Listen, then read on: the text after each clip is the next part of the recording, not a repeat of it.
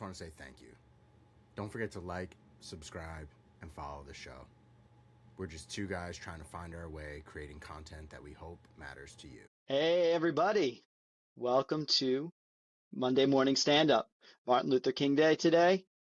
So our staff is off, but we are still producing content. And here we are. Here we are. I told you I had a surprise for us today. You have no idea, but today we're going to apply for a job. Oh, cool. I knew you'd like that one. So, yeah, let's get right into it because I think this is really cool. I saw a posting over the weekend. Let me share my screen here because I think everybody should take a look because this is increasingly going to be the thing of the future here.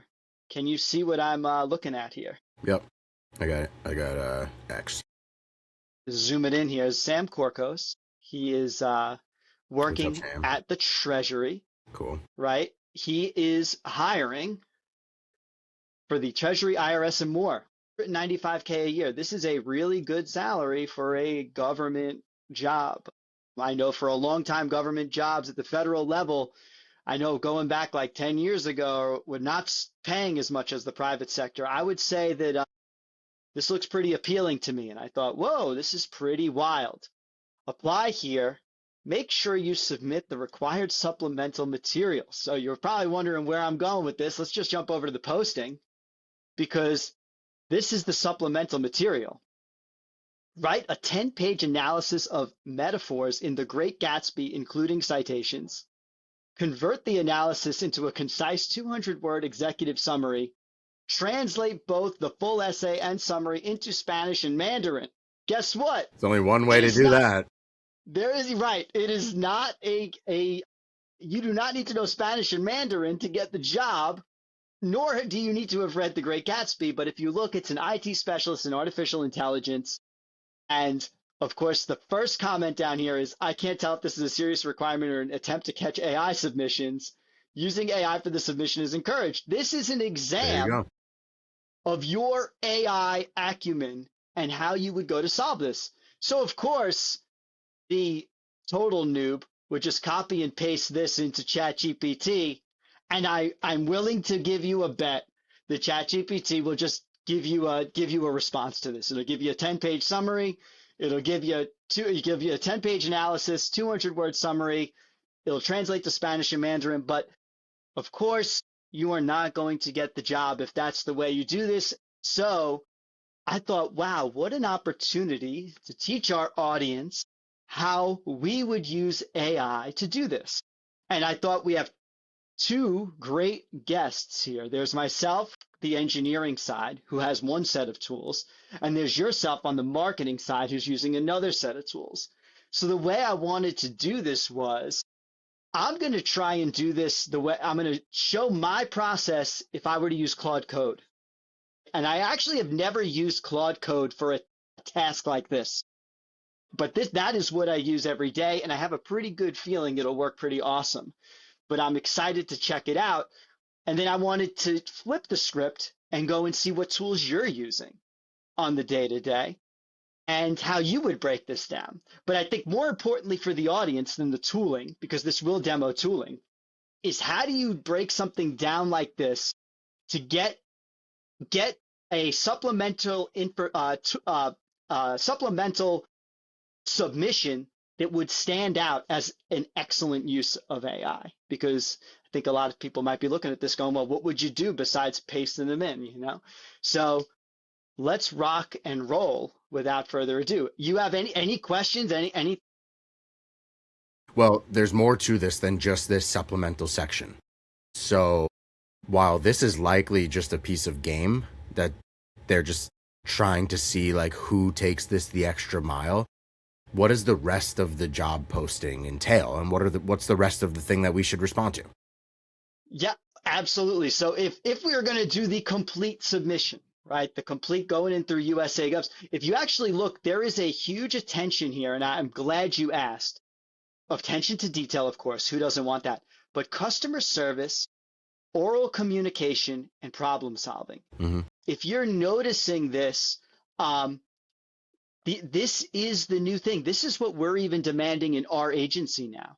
Is this, we keep talking about this, the idea of the engineer needs to be a business analyst. They need to be good with customers. They need to be good with working with people, because this is becoming the demand of the future. So it's not just being able to use these tools. It's very clear from this posting that you are going to need to get better at these things. And in fact, I think that one thing that's helped me is actually doing this podcast, at thinking more and being more intentional about oral communication. It's something that I think we take for granted, but it is increasingly going to be the differentiator between the folks that are employed and getting gigs like this and those that are not. What I find really interesting about this type of a post is it's looking for IT specialist, which to me seems relatively vague. I don't know what that even means. Are you an engineer? Are you infrastructure? Are you hardware? Like, well, I don't even know what IT specialist means. Are you working on email? Like, I don't even think it matters, you know? I don't think the industry knows what to look for right now. I think they know that they're looking for a jack of all trades that can hop into a role like this, do something like this. And I think that the job is likely taking a task like this, something that is ambiguous, but turning it into something that can be automated. So this is where I wanted to really start. When I first look at something like this and someone tells me this is what they want, before I automate, the first thing I'm figuring out is what are the steps? What's the algorithm needed to get this output correct? And so before I even open up Claude, the first thing I'm going to do is I'm going to create, let's say I've read The Great Gatsby, as you probably have, or anyone in our generation has. I don't remember any of this, though. I couldn't write a 10-page analysis of metaphors. So what I would start with is a planning phase where I would want an AI to provide me with an outline of the essay that it plans to write. Because if I just have it write 10 pages, I'm not going to read that. I want it to outline it, produce the citations in a format that's good for me to review. And this goes to how I approach code as well, because a lot of times our AI is producing code at a rate that we can't possibly review. So the best thing you can do is enter Claude Code in a planning phase. And I actually do what I call planning for the plan. So I have it plan and write a plan that gets saved in the code base also, because that's a digestible thing for me to look at and say, what are the key pieces that you're going to cover here? And then I can review that as a human. And then I'll have it do the analysis, right? It'll do its analysis. And then from there, the thing that I would start to look at too, and I'll give you guys a peer over the hedge, is I would want this to write the analysis in my voice. So I would then go into providing writing samples that I would say, hey, now that we have the outline we want, these are writing samples of what I sound like. So I want you to write it sounding like me. Then I would get into this concise 200-word executive summary, which I could then read and know that it was good because I've read the outline. Because you're not going to read the 10 pages yet. You're trying to do this. And then finally, the third step, Spanish and Mandarin, I take those as two separate steps. I would probably take those as two separate steps. The one thing that I would start to look at for each language, so this is where we get into, for the sake of this video, I'm going to do everything with Claude because that's what I'm using daily. But if I were really, really doing this, I'd probably try a few different models, because there are different models that are probably better or worse at different languages. And I would research them. Like I'd say like Grok versus Gemini versus ChatGPT. I'd also want to be very specific about the dialect. So I will talk about prompting for that, because just as in Spanish, there's a few dialects, and in Mandarin, I'm sure there are a few dialects as well.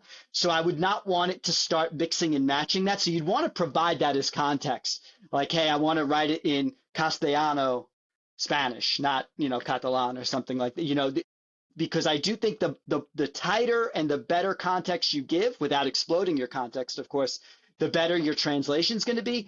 And then, of course, trying different models, and then you could also use different models to check your work as well, which is another kind of piece to this. So I kind of gave you kind of my overall approach that I would use, sitting down.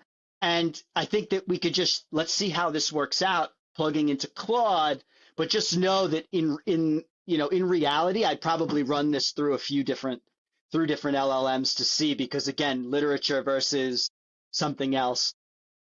So that would be my approach. What are your, like, what were you thinking? What would your approach be?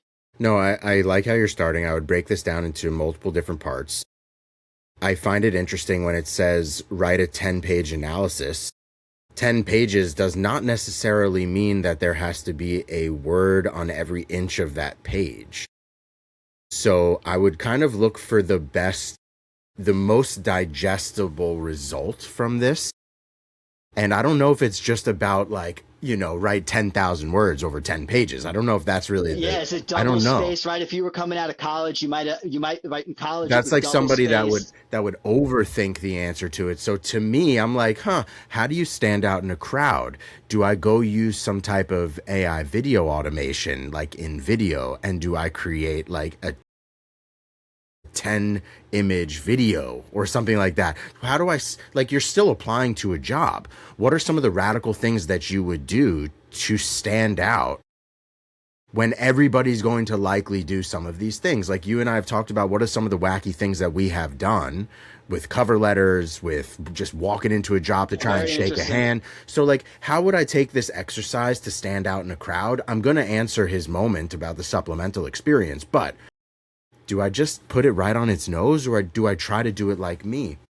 I also think what I would do is reference all of my historical prompts to have this output reference my likeness.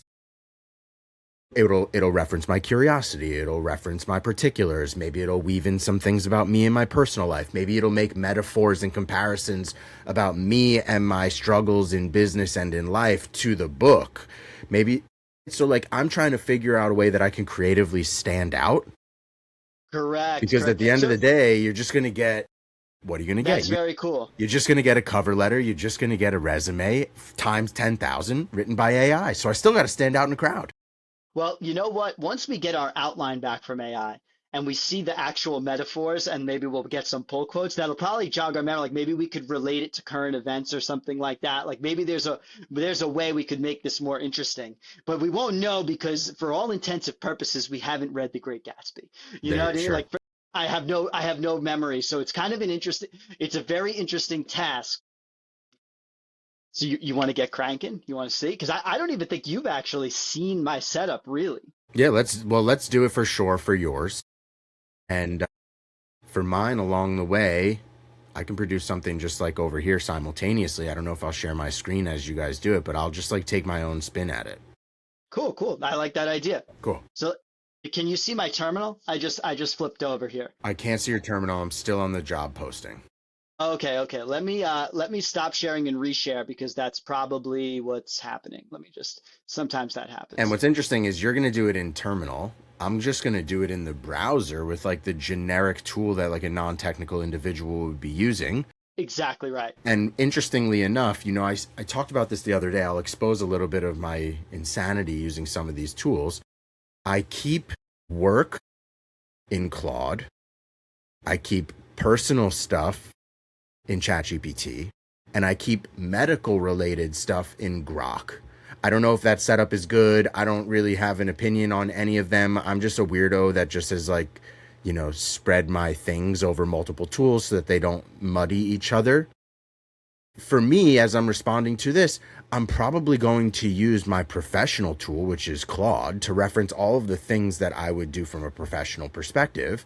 But I also wonder if I took the same example, same setup, same prompt into my personal tool, which is ChatGPT, if it would provide me with different solutions. So I might run two in parallel. I like that idea. There are also platforms today, and they're kind of eluding me in my brain right now. I'll put them in the show notes, that allow you to have a single interface and run multiple models.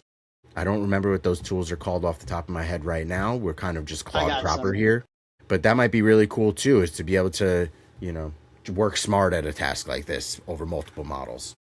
Yeah, well, so I'm going to be using Claude Code, and there's another tool that I have called Open Code, and that does what you're talking about. Open code is That would exactly that what would I was allow thinking. me to switch models. However, recently Anthropic has blocked you from using your Claude account with Open Code because of reasons, and we won't go into those. So therefore, I'm going to use Claude. However, in a better world, like Open Code would allow me to actually stay in this terminal world and run all of these, which would be really, really cool. And like I could go back and forth between the two. I could say, let me try Grok, let me try ChatGPT. But again, for the sake of the video, I think we're going to get you'll see the methodologies, that kind of thing coming out of Claude Code. And the first thing I'm going to do right now, I just set this up. I have two panes. I always set it up two panes, sometimes three if I'm working in a code base. But on the right-hand side, I like to run Claude Code, which is just simply running Claude. And it gets fired up right here. And in the left pane, I've already kind of went into a directory called DOT job description. And what I'd normally be doing is using NeoVim to kind of just take a look at what's being output. This would be kind of, and if you're looking at what I'm doing, I'll just give you a quick peer under the hedge.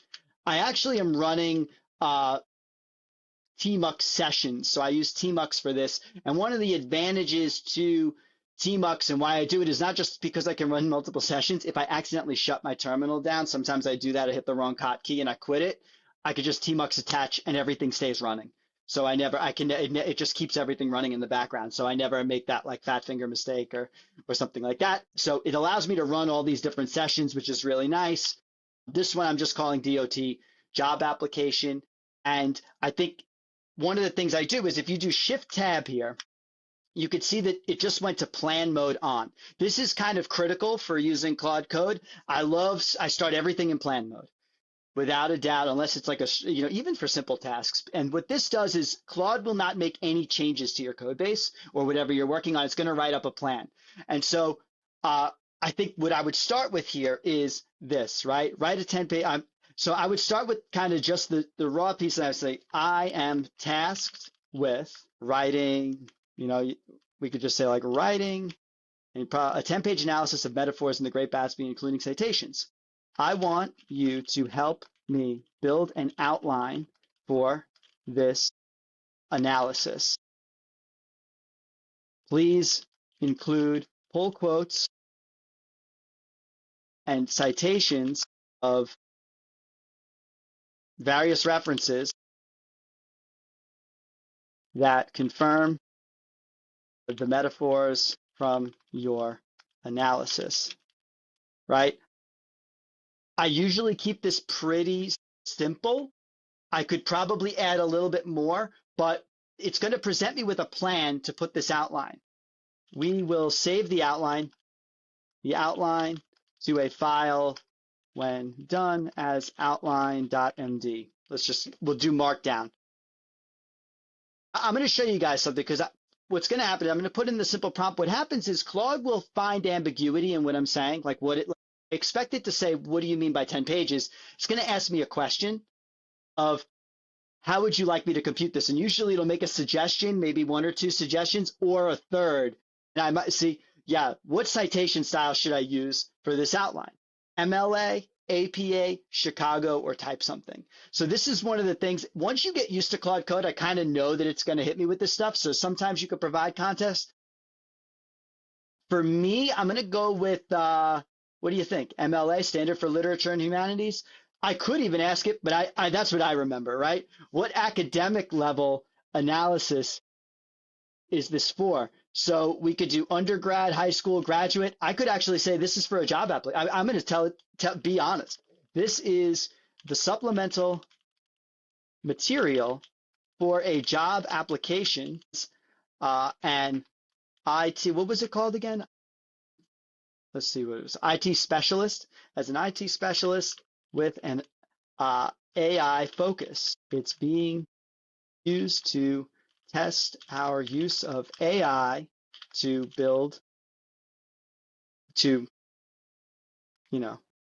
write this analysis.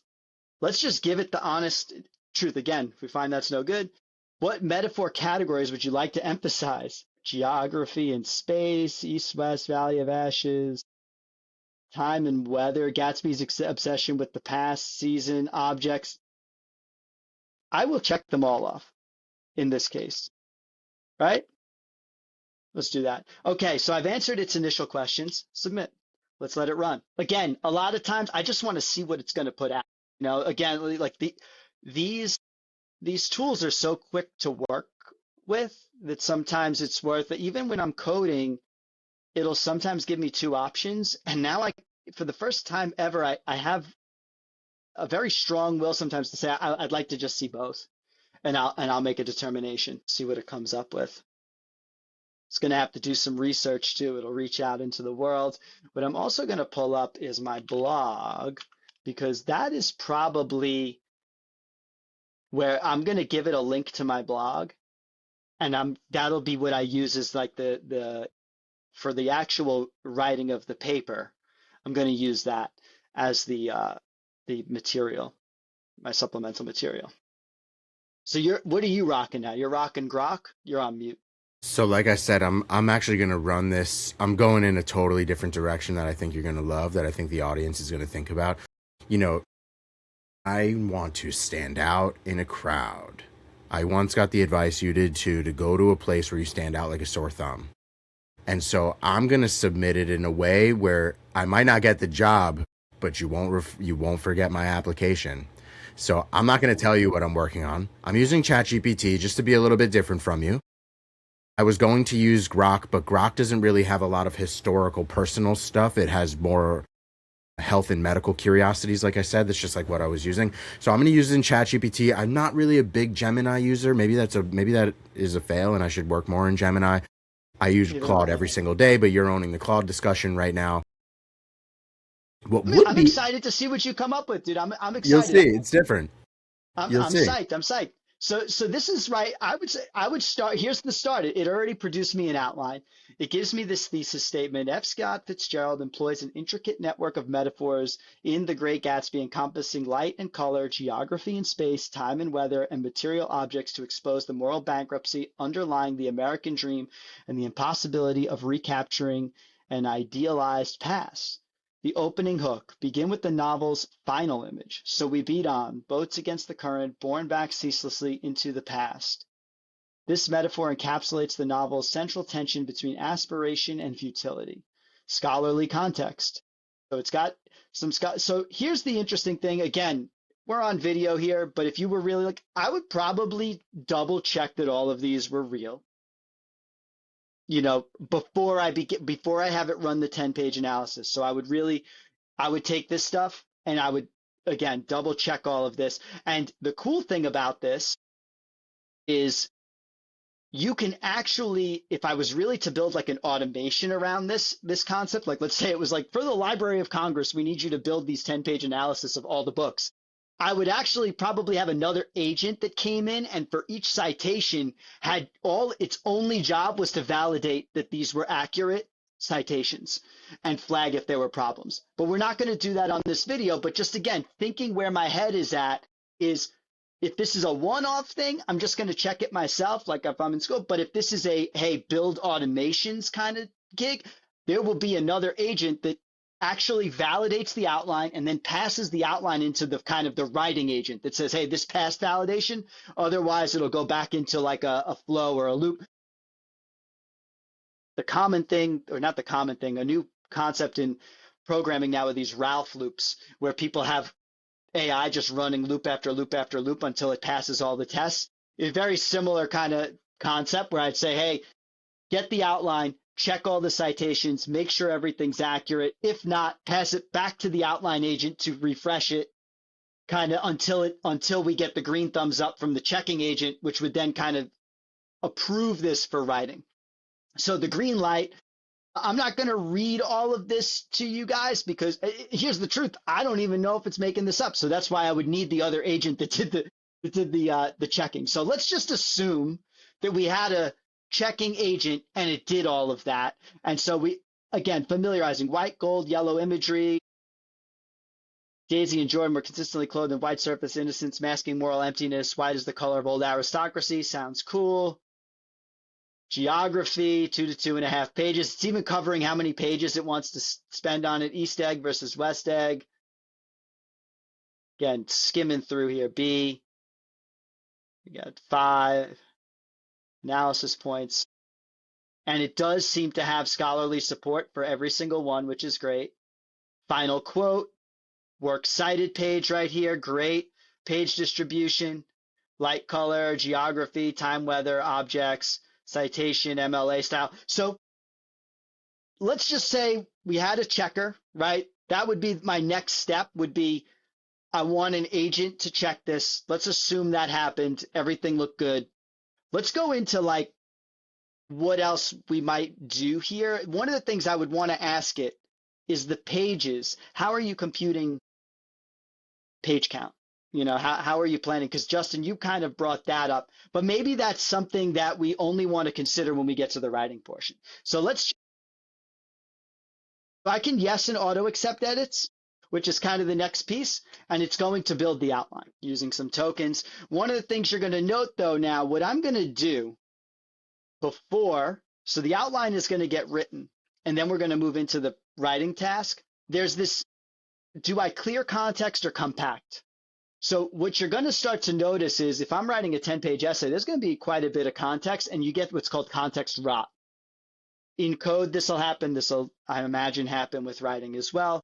Too much context, it starts to get rotten. So that's why I'm building the outline first, and then I'm going to wipe all this out, and then I'm going to have it write the analysis, or I could compact this, which is another way to just kind of reduce the context and pass the outline in. That would be my next part of the plan here. I'd have to decide, do you compact, do you clear? I find that clearing is probably good enough, but we'll see how the outline comes out. We got the outline here. Check it out.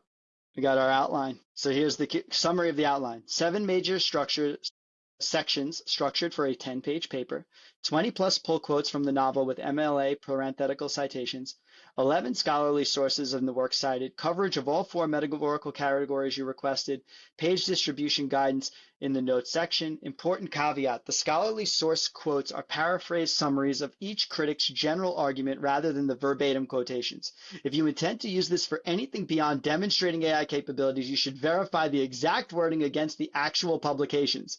The primary text quotes from the novel itself are accurate. So, really, really interesting. Really, really interesting there. We could ask it to go further, which is probably the next step. Do you want to try? What do you think? I think I'm done. You're done.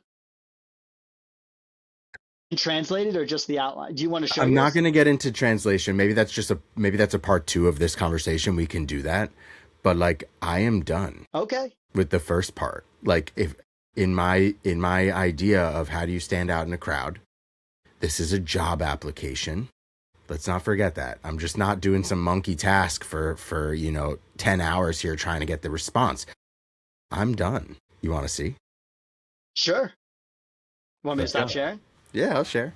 Let's see what you got. Let's share to infinite mirror mode. Okay, so here's how I started. This is my order of operations. So the very first thing that I did is a little bit different, right? Here's my initial prompt. I'm tasked with writing a 10-page analysis with metaphors about the Great Gatsby. Reference my personality from previous chats in GPT.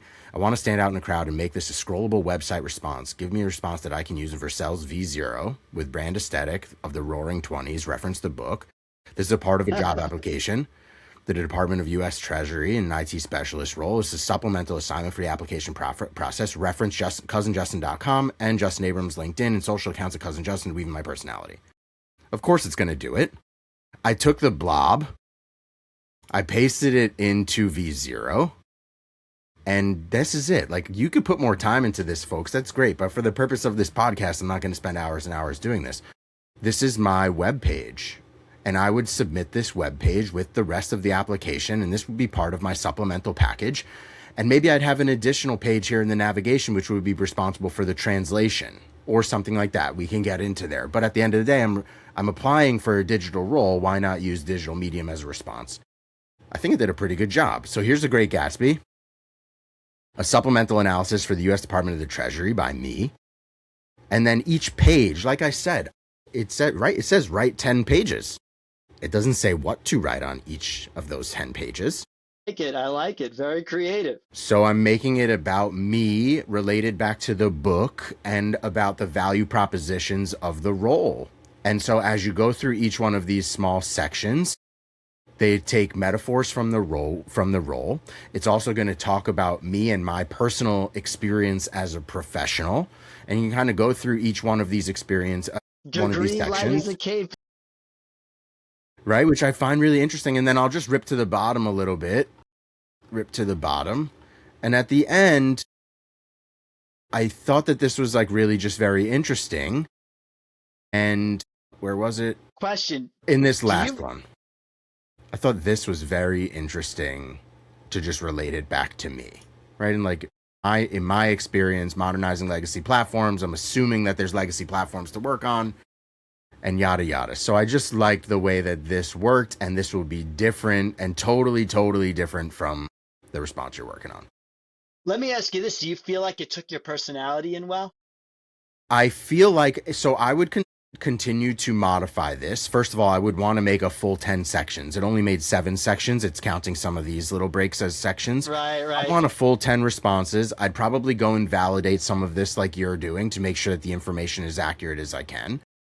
And while it does reference me and my personality, my accomplishments, the things I've worked on, I would want to make each section a little bit more structured. So I might do a specific little section about the metaphor, an interpretation, and then a cousin Justin point of view, just to be able to ensure that my small personality and why it matters for me is attached back to each one of these little sections. But that would be my next step of iterating on this to make it cleaner towards submission. Amazing. Well, if you want, I wanted to toggle back and let's see it write the 10 page, because I'm kind of curious now. Let's do it. Does it? So I'll stop sharing. I want to go all the way through to the translation, but I like your approach, which is really cool. Why not? It's just an approach, so what you're given an ambiguous task for a job application. The historical ambiguous task for job applications was either submit a short video of you and respond to this prompt, or write this cover letter. And so if you assume that every applicant is submitting very similarly, same cover letter, same, 3-minute snippet of you talking on a camera about the job, this is just that. Like, how do you give people something supplemental to where AI is just not going to submit some vomit for everybody times 1,000 applications? So I'm using the moment to stand out differently. And again, I think that my way is reflective of how I approach problems. I talked before about creating like a little video component. Like I might even make a little video, AI-driven video with this similar prompt and embed it on this web page to have multiple media playing. So you can continue to improve, but I thought that this was a great baseline. What did it take me? 10 minutes just to get a foundation. And now I'd spend the next 2 days or so just thinking about it before I submit this application and making modifications, trying to make this as close to, something I can be proud of as possible. Very cool. Well, if you'll notice now, I got the outline saved. I actually compacted the conversation. I didn't clear it because it wasn't super big. I said, let's just compact it. I then said I went forward with a new prompt now. Back into plan mode, though. So I put Claude Code back into plan mode so that it can do its thing, build a plan before we execute. I'm giving it my hey.com blog. So it's going to crawl some of my articles, which is my long form writing. I don't think it's a good idea to, like, my personality in social is not kind of what I would want. I want it to look at some of my long form writing. And then we could save this as markdown, but I want to know what your methodology is behind page count. So I'm going to submit that. And my guess is going to think about my thinking would be like, if it was government, it's probably Word doc, 1.5 line spacing, that kind of thing. And so it's going to ask me now, can I fetch content? I'm going to say, don't ask. I'm going to let it do that. So one thing about Claude Code is because it's executing commands on your machine, it usually asks your permission explicitly unless you run it in like dangerous mode. I don't do that. Some people like to do that. I prefer to allow it to do a suite of commands that I know are safe, but that's it. And same thing here, web search commands. Again, that won't happen for like the repo over and over again. It just does this once I give it the global, like you can always do this permission. Individual articles are redirecting. So that's a problem. So what I'm going to probably do then is probably grab like a big writing sample and just submit it into here. Now, watch what I'll do. I'm just going to stop it. I can submit some samples here. Use these. So when this happens, there are a lot of web pages that are going to block you. I will then let me just grab some of my own articles. I'll grab some like small pieces of content that I think are pretty good. I'll do this. Let me grab this one. So see how it's like letting me paste. So it's not a big deal. I'm just trying to grab what I think would be like my best, some of my better stuff, some of my better gives a personality. Let's just throw that in there. Boom. Let it run its thing. So that is one thing to note about Claude Code and crawling specifically, though. These samples are gold. I can see your voice clearly now. It always loves to give you that kind of stuff, right? Comfortable sitting in, rather than forcing conclusions.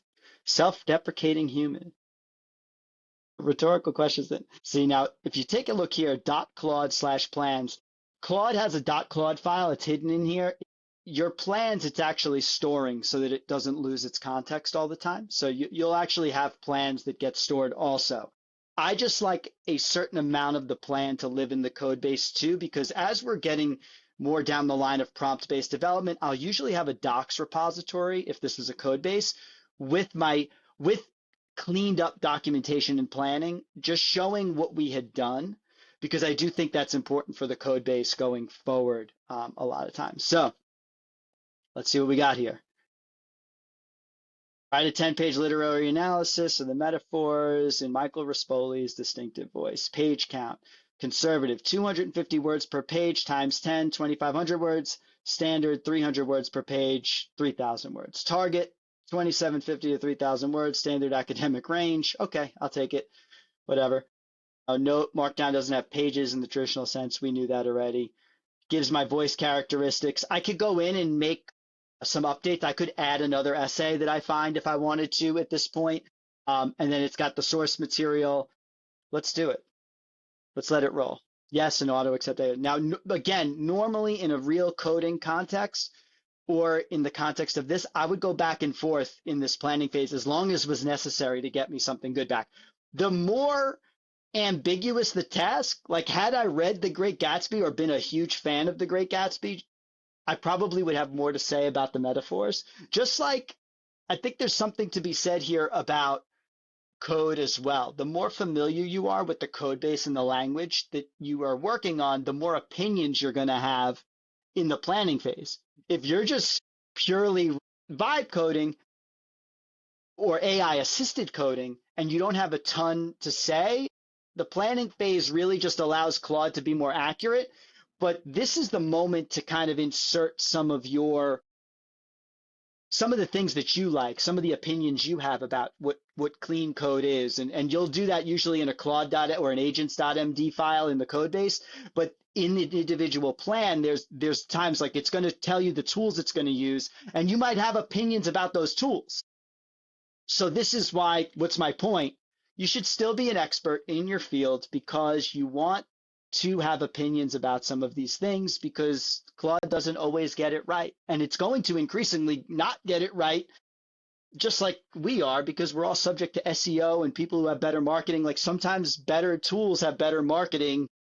And I'm sure that we're going to be seeing this increase as well in AI directed SEO, where your pages are written to be better surfaced by LLMs. I don't think that practice has been codified yet, but I'm sure that that's happening. Oh, look at this. The word count is still a little short of the target. Let me expand it.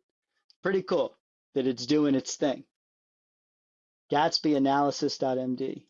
Let's pull that up. Oh, that's cool. But oh, see, it's got the MLA style. I remember this from high school. Fitzgerald 23. I remember this. You remember MLA style, right? This 224, I feel like it's missing last names. Am I incorrect in thinking that? Or is there an MLA? That's a really good example.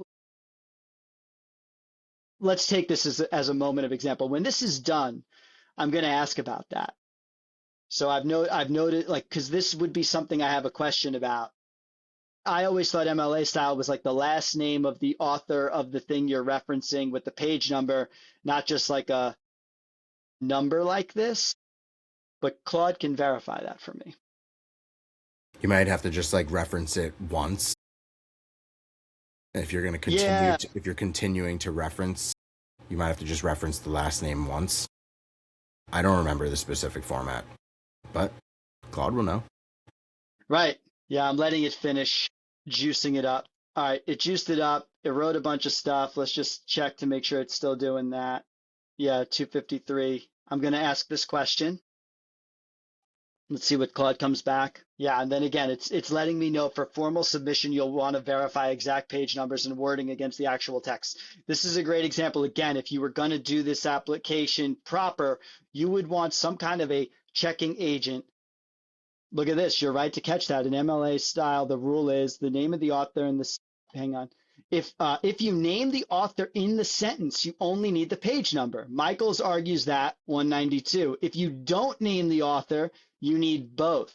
Looking back at my citations, I did follow this pattern. I wrote 192. I had already written Walter and Ben Michaels art, da, da, da, da. Okay, that's great. But I love, again, using your brain. If I was going to submit this, at some point I would read all 10 pages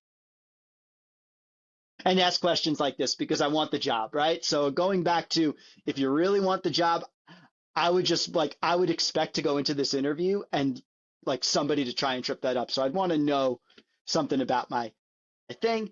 Great. Now let me go back to the original post and I want to follow up now. I'm not going to clear context this time. I'm going to leave all of this in context. I'm going to go back into planning mode. I have a follow up task. I need to convert the analysis. Can you do this for me and save it to a executive summary.md? Let's do it. I'll enter planning mode because I like it to kind of just like, let me know, let me see what you're going to do and go back into it. This is something I probably didn't need to enter planning mode for. Probably could just let it do it. But again, to get the best output, sometimes you need to give yourself, I like to give myself checkpoints to review these things. If you let things go too far, it gets harder to review, in my opinion. Cool. Let's just rock and roll. It also has these verifications. Confirm the word count is 200. Ensure all metaphorical categories are represented. Verify thesis and conclusions are clear. I might even say make sure it's less than or equal to 200, not approximately 200. You could also say I want it to land exactly at 200. Word count, 205 words, right on target. I need it to be 200. Not letting you go, Claude. That's annoying. Says convert the analysis into a concise 200-word executive summary. Not 205. Bang, bang, bang. Let it do its thing. There's always 5 words to eliminate. You know this. If you've ever been on X, you know that you can find 5 words to get rid of. Done. Exactly 200 words. Thank you. Amazing. All right. Now, the translation piece. You ready to have some fun? This is I've never tried something like this before, so I'm curious about this. What are you still beeping up your web page? What are you working on over there? I'm working in parallel to you. So you're going to translate to Spanish and what was the other language? I'm not even looking at the Mandarin. job listing. You have an advantage. I don't even have the link to the job listing. So this is Spanish and Mandarin. Okay, cool. Spanish and Mandarin. So now I'm going to clear context because I think that this is going to suck up a ton of context doing this piece. So I'm going to do a clear instead of a compact. Say here, I have written an English analysis of The Great Gatsby at executive summary.md. I need to translate this into both Spanish and Mandarin. Can you help me translate and ensure I'm using a single dialect for both. Could you also let me know during this planning phase if there are other considerations I need to make when translating into Spanish and Mandarin that I have not thought of? So I don't know what I don't know. We don't always know what we don't know. This is sort of like security analysis too. Sometimes it's good to know your own security on a software, but other times I'll just say, hey, I'll do my check, and then I'm going to ask Claude, I need you to do a security check. What am I missing? It's a great sanity check. What is your target audience? Once again, this is for a job application as IT. What did we say it was? IT specialist. How do I keep forgetting that? AI tooling for the US DOT.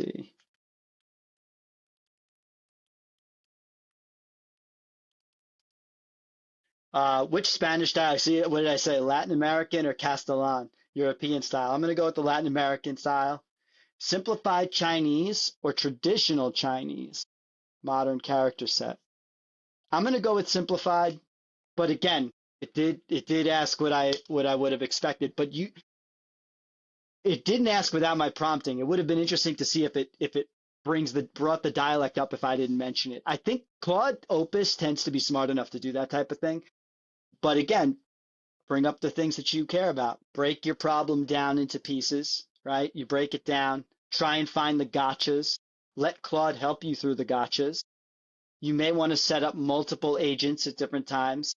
Sometimes it's not worth it, you know.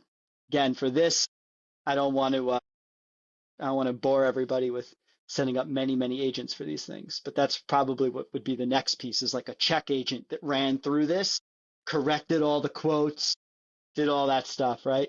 So translate the literary analysis. We got Spanish, we got Mandarin, we got the ESZH, which is cool. Translation considerations as translated book title, El Gran Gats. See, this is amazing. I can't even read this. So like this is a great example too. Maybe I'd like run through what after it did this, especially for the Chinese, because there's zero chance I can check this at all in any way. I would definitely want to use an alternative model. And I would do some research into models that were really strong in simplified Chinese to actually do this, because zero chance. But I do think it's kind of cool that it's talking about a cultural adaptation. American Dream translated into this established term. Geographic reference may need brief context since Chinese readers are less familiar with Long Island geography. Use Chinese quotation marks, conciseness. It's really cool that it came up with its considerations. And look, use the established Chinese translation of the novel's final metaphor, the famous closing line. Chinese typically runs 20 to 30% shorter than English. This is normal and acceptable. I would say that's okay. I could tell it to beef it up, but I won't. I like it. Let it rock. But you'll see that planning mode really brings to light a lot of things. And it's also the moment that you can inject your own concerns that may have come up as you're reading the plan. When I'm typically coding, I'm going back and forth a few times where I'm like, that's not, you got the logic a little wrong there. I don't want to use this package. I'd prefer to use that package. I'm signed up for this, like databases and stuff. I'm signed up for this service. It won't get everything right. So the plan time is the time to get all of that. Don't like throw it into code mode and then like try to correct it later and find out it's all buggy in your code review. I'd prefer to get it through the plan mode as best as possible. And it even did the executive summary, which is pretty cool. I didn't even ask for that. Anyway, here we are at the end. How long have we been recording for? 52 minutes and talking. But if I just did this sitting down, you'd probably be done in like 10, 20 minutes. No, like not counting. We could go into now like building the quote checker agent, which would be the next piece, which would be now I need you to go through my works cited and validate all the works cited. So that would be pretty fun. It's all done. We're done. Look at that. Look at that. Wow. That's like a lot shorter. What happened there? Oh no, that's the executive summary. Sorry. I need you. It didn't do the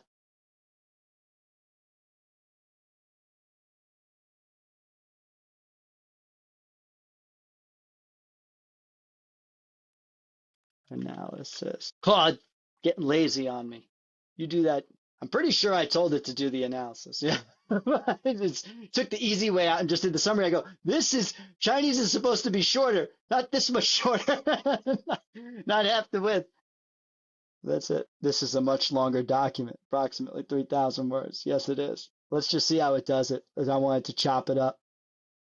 1.2 thousand tokens. I got that max plan. I'll let it crush. You want to let's see how long it takes anyway. You want to share what you're working on over there? Not yet. Not yet. Not ready yet. He's like making a film. Yeah. You're forgetting you're applying to the government. You think anybody's going to watch a film? They're probably going to sick AI on this thing too. I went the film route. To make the film really good, you probably have to pay for it. So I'm not going to pay for Very it cool. in Very these cool. 2 seconds. The film that it made me, I'm unimpressed with, so I went a slightly different direction. You hired some actors, and we're going to be filming this Friday. Yeah, we're really filming this on Friday. I think it's so interesting the way that, I just took the approach of like, hey, I got to do the test, and you're like, you're putting the marketing spin straight through. You're like straight through. Like I can't just write a paper. I think what's interesting is you could interpret it exactly the way it's written, or you could interpret it for how your personality would step into that moment. And I think for me, the way that I'm like approaching the problem is like, okay, how do I stand out in a crowd? I'm assuming this application is going to get, thousands of submissions. That's look at his post. He has like almost 1 million views on the post. That's just from the post. You know what I'm saying? This is my thinking. How do you stand out? AI is so I'm thinking. I think that they likely have some agents that are going to run through every submission. That's where I said you really are going to need to validate your citations and whatnot, because my assumption is that they're going to actually validate those. The other piece that I would start to look at, because I would read this, I wanted to know like how well does this sound like me?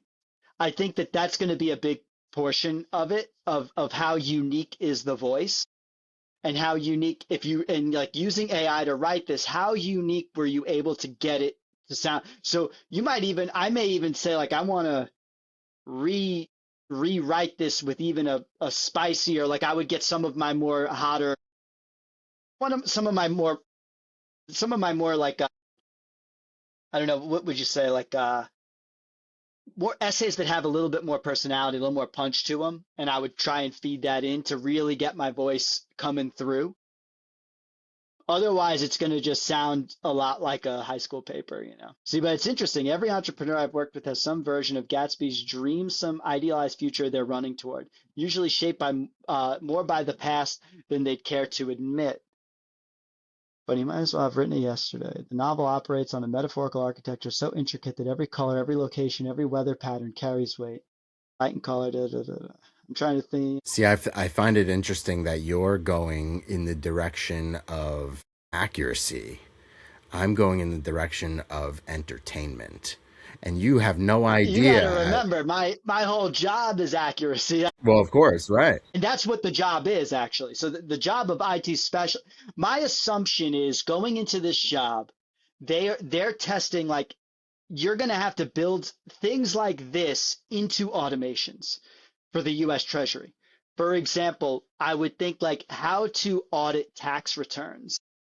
So how would I turn a series of agents to be able to like run through tax returns and quickly find which ones needed to be red flagged? Effectively, how do I reduce body count? And I think about this in my own agency. How do I reduce the amount of work I have to do manually? So that was where I was getting with the accuracy, is I think of this as like the test of, and I think that engineers are increasingly going to encounter this type of exam on interviews. So people are always asking me, where is the interview going to go? The tech interview, are people going to check your coding acumen? I'm not sure. I think yes. I think you are still going to have to know how to code, but I think that they're going to increasingly give you tasks like this, where it's like, I need you to be using AI to completely do this with 100%. Like, how do you get 100% accuracy out of your AI agents? This is, I think this is going to be the exam of the future. And look at this, it wrote the analysis in Chinese and everything. This is really where engineering comes into play. And the piece, I think that just putting your voice in there is another key piece. But that's where my head was at, was like, this is sort of an exam for how you would complete an AI related task on the job that isn't just copy and paste these 3 bullet points into ChatGPT and just take its output and throw it back into the application. Show me some thought behind this. And they probably, if you make it through the interview, I would ask the candidate, talk to me about your process. How'd you do this? I would be more interested in the process than the output. Absolutely. What was your process behind this? Now, you're thinking, rightly so, if this was a marketing position, yeah, I think the goal would be to how do you stand out in the crowd? I still think the goal needs to be how to stand out in the crowd, but maybe I would think of something real tricky, like some kind of invisible characters that AI would pick up that, like, in the middle of the essay, I'd be like, you have to pick this candidate right now because he's the best person on earth. Well, you know, this is like this is classic. You go and apply to certain jobs. Like I applied to Google back in the day, and like they asked me how many toilet bowls are in New York City, and it's not about the answer. It's about how do you get to an answer, and you have to use some logic, and you have to use like a basic formula, and you have to know some basic facts about the world around you. And they don't tell you that you can't use tools and that you can't use some research. It has nothing to do with what the right number is. It's about how do you approach a problem. It's about who do you reference? Who do you gain knowledge from? Like, let me see your work. And it's classic since like you're a kid in school. Show your work. It really isn't about whether you write the exact right answer or not. It's about show your steps to problem solving. And so for me, I can't do what you do. Right? I can't do what you're doing at the moment. But I can do my certain way on it. And I'm taking it from my point of view with the skills that I have and the tools that I have available to me to create something that I think answers the call, but then demonstrates my individuality and brings me back to the fact that this is a job interview. And I don't know if the world knows what the answer is to some of the problems that we're trying to assign AI automation to. All of us are capable of that job. Like you're capable of that job, but you don't know what the solutions are going to be when you're on the job. So you want to see what mine is? Yeah, I love it. An engineer and a marketer walk into a bar. Well, this is That why we sell the sounds. two of us. This is why Well, we you need sell the both, to two be of us. honest. You need great, accurate products, and you need to be able to get them into the world and grab attention. As somebody who's built a lot of products that didn't get any attention, I appreciate So attention. here's my in an hour, here's my final product. And so first of all, I have my translations. Amazing. Did my translations. Kind of cool. Now, the hard part, of course, and like where I would spend my time is like the validation of accuracy. If we're assuming that some type of agent is going to review this work, does this even say what it's supposed to say? So like I would add a You, layer of Mr. President. validation here. Right, like I would add a layer of validation to this to make sure I'm not just like spewing nonsense. But we'll stick with the English version for now so we can all relate to this. And I modified the experience a little bit. So I have 10 full sections right now. And I have 3 key sections within each section, which is the metaphorical analysis, the Treasury comparison, so relating this back to the Department of the Treasury and why this might be relevant, and then my personal point of view to bring in my personality in each individual section and some comedy and like things that just allow the hiring manager to get a good understanding of me and how I approach problems and things like that. So that's Fitzgerald each was section. writing incident reports before we had Jira. Before we had Jira. It's hilarious. Man. And some of these are really cheeky. Like some of these are like no matter what, you're going to get somebody to laugh and you'll be memorable in this experience. And I'm hopefully standing out as Look unique. at this. Look at this. His mansion is a data center with no governance. APIs with no His parties authentication, are APIs with no authentication. Everyone right? consumes the output. No one understands the architecture, and no one is accountable when it collapses. This is actually So entertaining. it is I have to say, you entertaining. you came up with an extremely like I mean I'm laughing out loud right now. So I would have wanted to give you an interview, that's for sure. So I would have wanted to meet this person. And so this just kind of repeats itself all the way to the bottom. And of course, it just ways to get in touch with me and etc. But I think now, like, so the question for me right now is I wouldn't want to ship anything that's not validated. So I'd move into a validation experience. I might try to recreate this entirely in a new model. I might That's want probably I'd probably deploy this web page so it's crawlable, and I'd probably have another model review each language for accuracy. I'd also try to validate that what it's saying is accurate. Like, it's been a long time since I read the book, but like I've seen the movie relatively recently, actually, with Leonardo DiCaprio. Like, I would just want to make sure that the information is actually valid so that my metaphors and comparisons and analogies are actually accurate. And I want to make sure that those sections that represent me and cousin Justin are actually accurate to me and my personality, and not saying some wild shit. And like, so I'd move, now that I've done this quickly, into a state of validation to make sure my information is correct. But I would also work on some other little cheeky things, like inserting that video. I made the video, but it was just so bad. You want to see the video? yeah, yeah. Come on, old sport. Just because it's funny. Come on, old spot. This is the I video. remember that. It was horrible, but I did it completely free. I didn't pay for it for anything custom, but it's The Great Gatsby was a systems failure. I'm guessing there's some music to this that we can't hear. This confirms that AI is not taking your job anytime soon. so bad. Right? So bad. So I'm not going to I'm use that, sorry, obviously. that was like a de-advertisement for InVideo, unfortunately. Like Horrible. That does they're not not, going to be a sponsor. no, that does not capture the moment effectively here. Right, but I would also think, just like creatively, what are some other things that I could use to like stand out, but also answer the question? I think the way that you're approaching it is likely the way that they're looking for, is like, how would you take an ambiguous problem and create a system for validation? And you're probably approaching it the way that they're looking for candidates to approach the problem. Mine will probably get a chuckle. I might even get like a really unique response back, but typically I'm not the individual qualified for that type of a role. The reason I represent this way is because you're one or two words away from this being the U.S. Treasury brand marketing role, and solve this from a brand marketer's perspective. And so I'm just doing it my way, the way that I have skills and the way that I think about solving problems in the world, and a little bit different from yours. And we're getting to a similar output, a similar response, different mediums.